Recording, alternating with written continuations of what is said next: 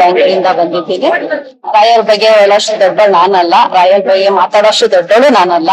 ಭಕ್ತಿ ಒಂದಿರ್ಬೇಕು, ನಂಬಿಕೆ ಒಂದಿರ್ಬೇಕು. ನಂಬಿಕೆ ಭಕ್ತಿ ಮುಂದೆ ಯಾವ್ದು ಇಲ್ಲ. ನಾವ್ ಯಾವ ತರ ನಂಬ್ತೀವಿ, ಯಾವ ತರ ಭಕ್ತಿ ಮಾಡ್ಕೊಳ್ತೀವಿ, ಅದು ಮುಖ್ಯ. ಇಲ್ಲಿ ಬರೋದ್ರಿಂದ ತುಂಬಾ ಜನಕ್ಕೆ ತುಂಬಾ ಒಳ್ಳೇದಾಗಿದೆ. ಎಲ್ಲಾ ಪವಾಡಗಳು ಹೇಳ್ತಾ ಇದಾರೆ, ನಾನು ಕೇಳ್ತಾ ಇದೀನಿ, ಟಿವಿಯಿಂದ ನೋಡ್ತಾ ಇದೀನಿ, ಇನ್ಸ್ಟಾಗ್ರಾಮ್ ಇಂದ ನೋಡ್ತಾ ಇದೀನಿ. ಸೊ ಎಲ್ಲಾರ್ಗು ಒಳ್ಳೇದಾಗ್ತಾ ಇದೆ. ರಾಯರ್ನ ನಂಬಿದವ್ರನ್ನ ಭಗವಂತ ಯಾವತ್ತೂ ಕೈ ಬಿಡಲ್ಲ. ಹಾಗಾಗಿ ರಾಯರ್ನ ಎಲ್ಲಾರು ನಂಬಿ, ಎಲ್ಲಾರು ಬನ್ನಿ, ಎಲ್ಲಾರು ನಿಮ್ಮ ಕೋರಿಕೆ ಏನಿದೆ ಈಡೇರಿಸ್ಕೊಳ್ಳಿ ಅಂತ ಹೇಳಕ್ ಇಷ್ಟಪಡ್ತೀನಿ. ರಾಯರು ಎಲ್ಲಿದ್ದಾರೆ ಅಲ್ಲೆಲ್ಲಾ ಕಡೆನೂ ವಿಶೇಷ ಅಂತ ಹೇಳ್ಬಹುದು.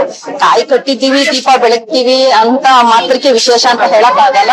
ರಾಯರು ಎಲ್ಲೆಲ್ಲಿದ್ದಾರೆ, ನಮ್ ಮನ್ಸಲ್ಲಿದ್ದಾರೆ, ನಮ್ ಮನೆಯಲ್ಲಿದ್ದಾರೆ, ನಮ್ ಗುಡಿನಲ್ಲಿದ್ದಾರೆ, ಎಲ್ಲೆಲ್ಲಿದ್ದಾರೆ ಅಲ್ಲೆಲ್ಲಾ ಕಡೆನೂ ವಿಶೇಷನೇ. ರಾಯರನ್ನ ನಾವ್ ಯಾವ ತರ ನಂಬ್ತೀವಿ, ನಾವ್ ಯಾವ ತರ ಪೂಜಿಸ್ತೀವಿ, ಅದ್ರ ಮೇಲೆ ನಮ್ಮ ನಂಬಿಕೆ, ನಮ್ಮ ಭಾವನೆ ಮೇಲೆ ಡಿಪೆಂಡ್ ಆಗುತ್ತೆ. ಸೊ ರಾಯರ್ನ ನಂಬುದು ಒಳ್ಳೇದು ಅಂತ ಹೇಳ್ತೀನಿ.